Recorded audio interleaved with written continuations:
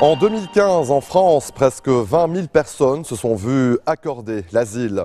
Une fois l'asile obtenu, reste à reconstruire sa vie loin de son pays, de sa culture d'origine. Heureusement, certains réfugiés peuvent compter sur des initiatives citoyennes et politiques pour les aider à s'intégrer. Et direction Hendaye, au Pays Basque, une ville qui a déjà fait face à l'afflux de réfugiés par le passé. Un reportage signé Julie Chouteau et Julien Cholin. Les Al-Shada sont arrivés à Hendaye il y a 2 mois à peine. Dans la famille, personne ne comprend le français. Encore moins cette langue, le skara, parlée exclusivement dans ce petit coin de France. Au micro, le maire d'Hendaye commence la lecture. Après lui et jusqu'au soir, une centaine de personnes liront dans la langue du Pays Basque des portraits, des témoignages de victimes de guerre, de Tripoli à Kaboul. Nous sommes passés par là, en Syrie, puis au Liban. On a ressenti ce que ces gens ressentent, leur malheur et tout ce qu'ils subissent. Mourier Al-Shada habite avec sa femme et sa fille un coquet appartement en plein centre d'Hendaye. Un bien personnel du maire, mis à disposition gratuitement. Leur quotidien calme, tranche avec ce qu'ils ont fui. Leur maison familiale a été bombardée à Homs. Mourier en a gardé quelques images sur son téléphone. Aujourd'hui, la famille songe plutôt au futur. Je voudrais reconstruire ma vie maintenant. Trouver un travail, un logement, pouvoir gagner ma vie et aussi acheter une voiture pour visiter la France.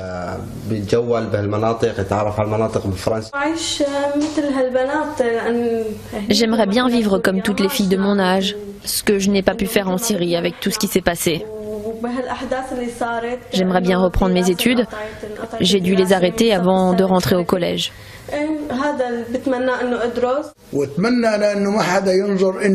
J'aimerais qu'on arrête de nous voir comme des réfugiés.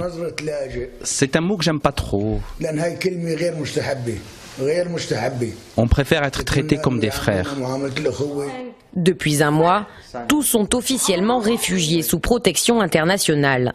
Il faut maintenant trouver ses repères pour devenir autonome dans cette ville qu'ils découvrent. Là on descend, hein, là on fait tous les magasins, hein, et là on fera les courses. Pour cela, ils peuvent compter sur Christine qui est veuve et retraitée. Comme elle, 6 Hendaillais les aident au quotidien. Tu vois le riz, là il est pas cher, là il est très très bien sûr. Outil indispensable, un dictionnaire franco-arabe.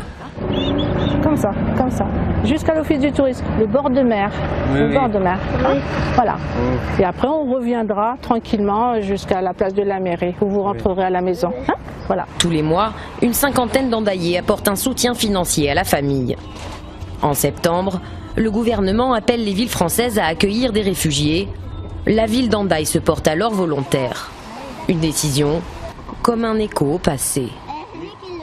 Ce côté là-bas, l'Espagne, d'accord? La ville marque la frontière entre la France et l'Espagne. Il y a 80 ans, la guerre civile déchirait le peuple espagnol. En 1936, sur ce même pont ici, eh bien, nous avons accueilli en quelques jours près de 10 000 réfugiés républicains et basques espagnols qui ont franchi la frontière, qui se sont retrouvés sur Hendaye, alors que la population hendayaise n'était que de 4 000 personnes. 10 000 réfugiés pour 4 000 personnes. Aujourd'hui, sur Hendaye, on accueille 2 familles, 7 réfugiés syriens, nous sommes 17 300. L'association créée cette année compte aussi le curé de la ville et plusieurs paroissiens. Entre eux, l'accueil des Syriens a fait débat. Ils avaient souhaité, pour la plupart, même des prêtres, qu'on accueille plutôt des chrétiens d'Orient et non pas des musulmans ou d'autres religions. Moi, il me semblait important qu'on puisse accueillir toute personne qui arriverait sur Hendaye. Les pauvres ne choisissent pas, on les accueille tels qu'ils sont. La famille Al-Shada et la ville d'Hendaye ont dû patienter 7 mois avant d'obtenir le feu vert définitif des autorités. Trop long, trop compliqué aux yeux du maire. On trouvait quand même un petit peu bizarre que d'un côté il y ait un appel du pied des services de l'État, du gouvernement, et puis de l'autre des contraintes administratives que nous ne soupçonnions pas. Une fois l'asile obtenu, les délais sont plus longs encore pour trouver sa place dans la société. La plupart des réfugiés au Pays Basque passent par Bayonne et ses centres d'hébergement temporaires. La famille Raïef y est restée 1 an. Les jeunes frères préfèrent rester anonymes par peur des représailles. Ils viennent d'Azerbaïdjan, un petit pays à la situation peu médiatisée. 1 an après leur arrivée au Pays Basque, les jeunes frères Raïef ont progressé en français mais n'ont pas trouvé de travail. Jusqu'ici, l'exil leur laisse un goût d'injustice. En même situation, c'est prioritaire syriens et irakiens. Mais les réfugiés des autres pays qui ont obtenu déjà le statut de réfugié, ils sont toujours en attente. En Azerbaïdjan, les 3 frères et leur père avaient tous un métier qualifié. Ils ont traversé les frontières clandestinement avec femmes et enfants via la Russie et la Pologne. 7 mois après avoir obtenu l'asile, ils n'ont toujours pas de carte de séjour définitive. Ils trouvent le logement, ils donnent l'argent, ils donnent le carte vitale, etc. Mais il n'y a pas le spécial projet pour intégrer le réfugié dans la société en France. La famille Raïef a quitté le Pays Basque pour une autre ville des Pyrénées-Atlantiques. En 2015, ce département a accueilli 184 nouveaux réfugiés, soit 2 fois plus que l'année précédente. Il y a 1 an, le 16 décembre 2015, le gouvernement italien donnait son feu vert à une initiative exemplaire proposée par la Fédération des Églises évangéliques d'Italie. La création de couloirs humanitaires entre les pays qui accueillent de nombreux réfugiés et l'Italie. Son objectif ? Arrêter d'alimenter les réseaux des passeurs et éviter de nouveaux naufrages en Méditerranée. Il s'agit de sélectionner les réfugiés les plus vulnérables, les femmes enceintes, les femmes seules avec enfants, les mineurs, les réfugiés qui vivent dans des conditions sanitaires extrêmes ou dans des lieux trop proches de zones de combat. Les transferts vers l'Italie et notamment les vols sont payés avec une partie des impôts que l'Italie reverse aux églises. Notre correspondante Natalia Mendoza a suivi un de ces corridors. C'est une visite qu'ils attendent avec impatience. Mohamed et sa famille viennent de Syrie. Ils habitent ici à Baourta, à 20 km au sud de Beyrouth. Depuis 3 ans et demi, ils sont installés dans cet immeuble, aux côtés d'une centaine d'autres réfugiés syriens. La plupart de ces familles partagent un même rêve, atteindre l'Europe. Aujourd'hui, ces humanitaires sont venus communiquer à cette famille une nouvelle qui va totalement changer sa vie. D'ici quelques jours, ils embarqueront à bord d'un avion, direction l'Italie. Maria Quinto est opératrice de la communauté de Sant'Egidio, une ONG catholique italienne à l'origine de cette initiative. Elle est venue exprès d'Italie pour coordonner ce corridor humanitaire, sélectionner les familles et les préparer à leur nouvelle vie. Il y a des mosquées là-bas? L'Italie est un pays dans lequel tous ont le droit d'avoir leur propre religion et la liberté de la pratiquer en paix. On nous pose tout le temps ces questions parce qu'ils ont peur. C'est pas une décision facile que celle de quitter sa propre terre ou un pays comme le Liban, qui est si proche de la Syrie par sa culture, ses traditions et même géographiquement. Un critère majeur a guidé la sélection de cette famille, la vulnérabilité. Leur nourrisson souffre d'une maladie congénitale et doit être opéré. Grâce au corridor humanitaire, ils ont réussi l'impossible, décrocher un visa pour l'Italie. Un précieux sésame. La chose la plus difficile pour moi dans ce monde, c'est l'état de mon fils. J'ai tout vu. La guerre, les destructions et les drames horribles. Mais la chose la plus dure que j'ai eu à traverser jusqu'à maintenant, c'est la maladie de mon fils. Quelques jours plus tard, tout est prêt pour le départ. 37 familles, la plupart musulmanes, partent aujourd'hui pour l'Italie, les valises remplies de rêves. Mais pour beaucoup, Les adieux sont difficiles.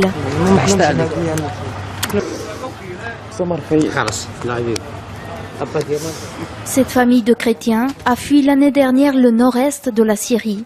Arrivés au Liban il y a 8 mois, ils ont aujourd'hui espoir de pouvoir reconstruire leur vie en paix en Europe. Ce que j'espère en Italie, c'est que l'on puisse vivre dans la dignité et surtout que mon fils puisse étudier, étudier et étudier. Arrivé à l'aéroport de Beyrouth, l'heure est à la fête.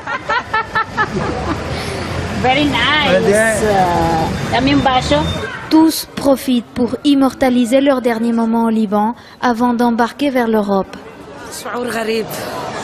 C'est un sentiment étrange, un mélange de joie et de tristesse. Ça fait 10 jours qu'on pleure pour Alep. Ils ont détruit Alep. Il n'en reste rien. Les personnes se font couper en morceaux. Nous sommes tristes parce qu'on a de la famille là-bas. Mon frère et mes beaux-parents y sont. Moi, je suis contente car j'ai pu sauver ma famille, mais j'ai encore des proches là-bas. Nous allons en Italie. Oui, à Rome. Toutes ces familles ont été enregistrées comme réfugiés par le Haut Commissariat des Nations Unies. Elles voyagent avec un visa humanitaire concédé par le consulat italien au Liban. Tant de réfugiés dépensent toutes leurs économies pour payer les trafiquants d'êtres humains pour atteindre l'Europe. Grâce à cette initiative, ils réussiront à le faire sans risquer leur vie. En toute sécurité, à bord d'un avion de ligne. Dans leur visage, on lit le soulagement et l'espoir. Après 3 heures de vol, à l'aéroport de Rome, ils sont accueillis par une délégation du ministère de l'Intérieur italien et des représentants des ONG chrétiennes à l'origine de cette initiative. Benvenuti in Italia, benvenuti in Europa. La famille Younan sera logée à Rome. C'est là qu'elle déposera une demande officielle d'asile. D'autres seront transférés directement vers d'autres villes d'Italie. Mohamed et les siens seront accueillis à Turin, dans le nord de la péninsule. Comme ce couple, parti de Homs il y a 5 ans avec leurs enfants. J'ai l'espoir que notre avenir ici sera heureux. Je me suis renseignée sur l'Italie. Je sens que ce sera positif pour mes enfants. Ils apprendront la langue et s'intégreront à la société ici. Pour ce projet pilote, l'État italien ne déboursera pas un centime. Ces réfugiés seront entièrement pris en charge grâce à des fonds privés. Mais l'initiative suscite cependant des critiques. Une partie de la droite italienne dénonce l'ingérence des ONG chrétiennes dans les affaires européennes. Un choix assumé. Oui, nous voulons faire de l'ingérence dans la politique européenne parce que nous pensons que la bureaucratie ne sert à rien et quelquefois elle est aussi dangereuse parce que trop de bureaucratie peut faire mourir les gens. D'ici l'année prochaine, près de 1000 réfugiés atterriront en Italie grâce à ce corridor humanitaire, tandis que des milliers d'autres continuent à traverser la Méditerranée à bord d'embarcations de fortune pour débarquer sur les côtes européennes. Restez des nôtres, on se retrouve après ceci.